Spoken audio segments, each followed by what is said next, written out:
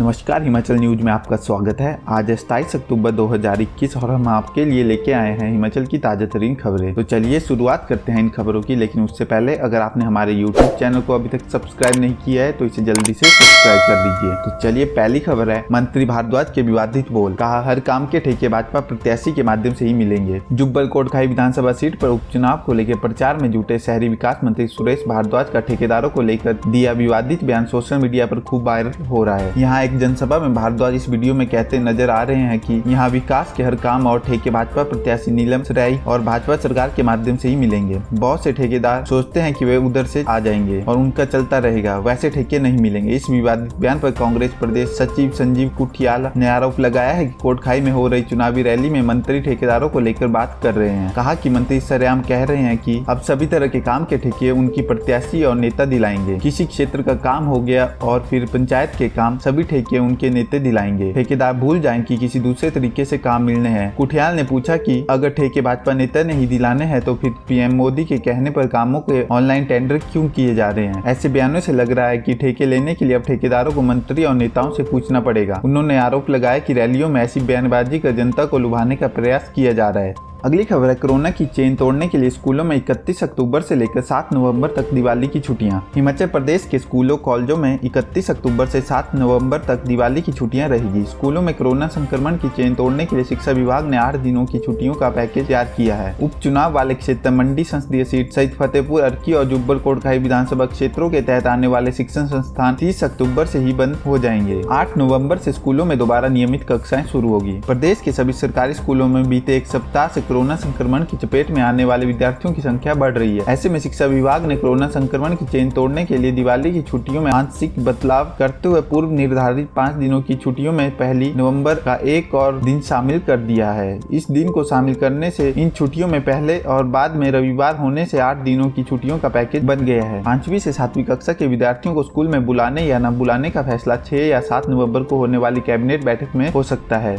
अगली खबर है, 76 स्कूली विद्यार्थियों समेत 249 लोग कोरोना पॉजिटिव, 2 महिलाओं की मौत। प्रदेश में सरकारी स्कूलों में मंगलवार को 76 विद्यार्थियों समेत 249 लोग कोरोना से संक्रमित हुए, जबकि कांगड़ा की 2 महिलाओं की संक्रमण से मौत हुई है। कांगड़ा जिले के स्कूलों में सबसे अधिक 59 विद्यार्थी कोरोना पॉजिटिव पाए गए। इसके अलावा जिला ऊना में 6, हमीरपुर में 7, बिलासपुर में 2 और शिमला मंडी में 1-1 विद्यार्थी पॉजिटिव पाया गया। अगली खबर है, पुलिस ने पकड़ी शराब की 63 पेटियां। कांग्रेस ने चुनाव आयोग से की शिकायत। उपचुनाव के बीच रामपुर पुलिस ने नोगली और खन्नेवली में शराब की 63 पेटियां बरामद की। कांग्रेस ने इस मामले में निर्वाचन आयोग को राज्य चुनाव अधिकारी के माध्यम से लिखित शिकायत भेजी है। विधायक विक्रमादित्य सिंह ने कार्रवाई की मांग की है। आरोप लगाया कि जिन वाहनों में शराब पकड़ी गई है उसमें मंडी लोकसभा के भाजपा प्रत्याशी के घोषणा पत्र और भाजपा के झंडे थे। आरोपियों में भाजपा समर्थित पंचायत उप प्रधान शामिल बताया जा रहा है। अगली खबर है, प्रचार का आज आखिरी दिन, पार्टियों ने झोंकी पूरी ताकत। हिमाचल प्रदेश में लोकसभा की 1 और विधानसभा की 3 सीटों के लिए शाम 6 बजे चुनाव प्रचार बंद हो जाएगा। इसके साथ ही अंतिम दिन के लिए सत्तारूढ़ी भाजपा और मुख्य विपक्षी दल कांग्रेस ने पूरी ताकत झोंक दी है। भाजपा के स्टार प्रचारक व केंद्रीय मंत्री अनुराग ठाकुर जुब्बल कोटखाई क्षेत्र में गरजेंगे। मुख्यमंत्री जयराम ठाकुर करसोग में प्रचार करेंगे।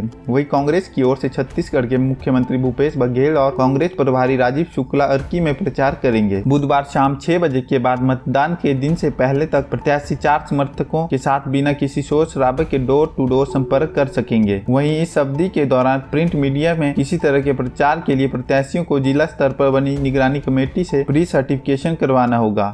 अगली खबर है, जुब्बल कोटखाई में भाजपा के 20 और पदाधिकारी निष्कासित। भाजपा ने जुब्बल कोटखाई में पार्टी प्रत्याशी के खिलाफ प्रचार करने पर 20 और पदाधिकारी 6 वर्षों के लिए निष्कासित कर दिए हैं। भाजपा किसान मोर्चा के 4, अनुसूचित जाति मोर्चा के 5 और जिला महासू से 11 बाहर किए गए। यह कार्रवाई जुब्बल कोटखाई से भाजपा प्रत्याशी नीलम सराई के खिलाफ प्रचार करने के आरोप में की गई। अगली खबर है, स्वर्ण आयोग के गठन के लिए कुल्लू में रोका सीएम का काफिला, नारेबाजी। स्वर्ण आयोग के गठन की मांग को लेकर क्षेत्रीय महासभा कुल्लू और अन्य सामान्य वर्ग संगठनों ने भुंतर के हाथीथान में मुख्यमंत्री जयराम ठाकुर का काफिला रोक दिया। क्षत्रिय महासभा ने SC/ST एक्ट के विरोध में जमकर नारेबाजी की। पार्वती घाटी के शॉर्ट में चुनावी जनसभा को संबोधित करने के बाद जब मुख्यमंत्री हाथीथान पहुंचे तो यहां पर लोगों का विरोध देखकर उन्हें गाड़ी से नीचे उतरना पड़ा। मुख्यमंत्री की ओर से बात रखे जाने के बाद ही उनके काफिले को जाने दिया गया।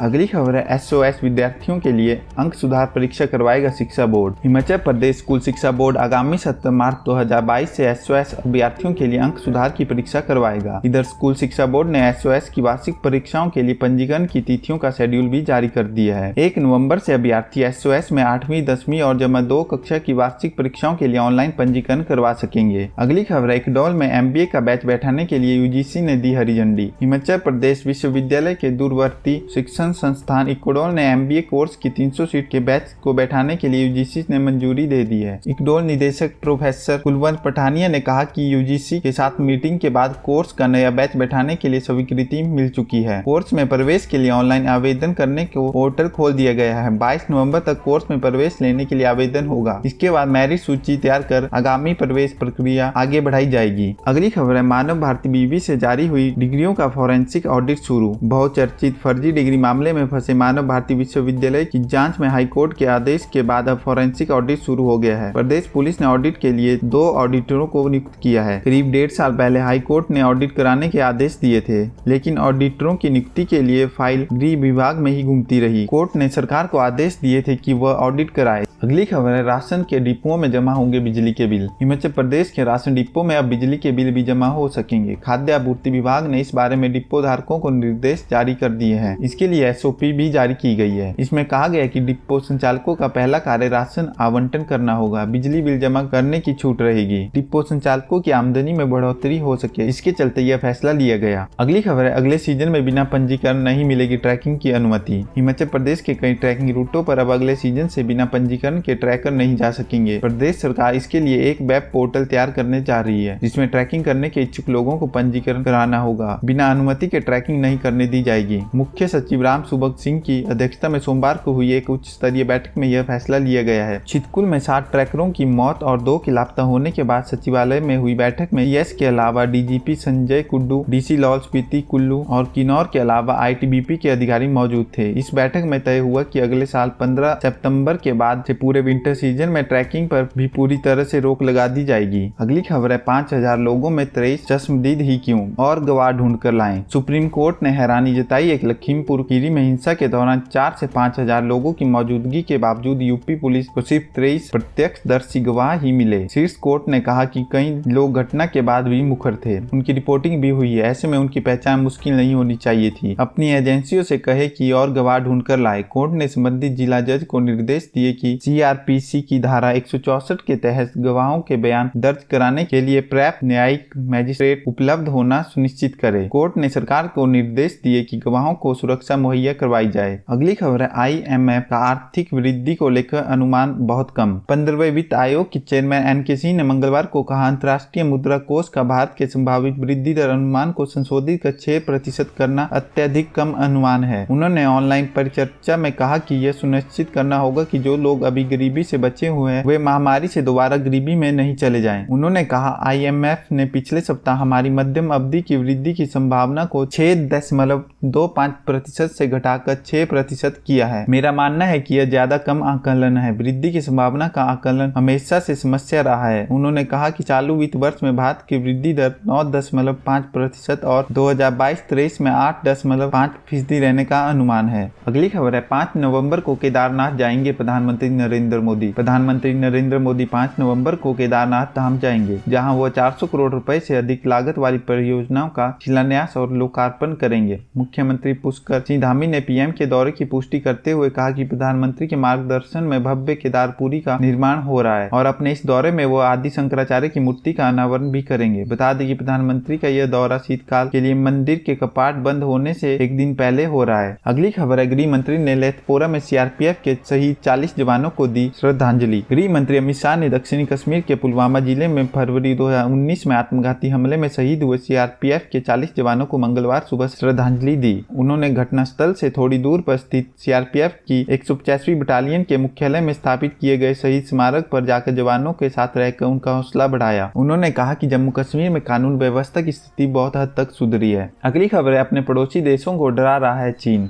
पेंटागन। दक्षिण एशिया में चीन लगातार न सिर्फ अपने पड़ोसियों को डरा धमका रहा है बल्कि जबरन ऐसा बर्ताव करने की कोशिश कर रहा है जिससे पड़ोसी देशों की राष्ट्रीय सुरक्षा व आर्थिक हितों को खतरा पैदा हो। ऐसी हरकतें चीन की राष्ट्रीय सुरक्षा व आर्थिक हितों के लिए अनुरूप हैं। अमेरिकी रक्षा मंत्री पेंटागन ने कहा कि हमें नहीं लगता कि यह एक खुले एवं स्वतंत्र हिंद प्रांत के अनुकूल है। अगली खबर है, सूडान में सेना की फायरिंग में 7 की मौत, 140 से ज्यादा प्रदर्शनकारी घायल। सूडान में सैन्य तख्तापलट के बाद सड़कों पर सेना के खिलाफ शुरू विरोध प्रदर्शन और बढ़ गए। प्रदर्शनकारियों पर सूडान की सेना ने न सिर्फ लाठीचार्ज किया बल्कि फायरिंग भी की। इसमें 7 लोगों की मौत हो गई और 140 से ज्यादा प्रदर्शनकारी घायल हो गए हैं। तो ये थी आज के दिन की कुछ महत्वपूर्ण खबरें। अगर आपको वीडियो अच्छी लगी हो तो इसे लाइक कीजिए, कमेंट कीजिए और शेयर कीजिए। साथ ही हमारे YouTube चैनल को जरूर सब्सक्राइब कीजिए। धन्यवाद।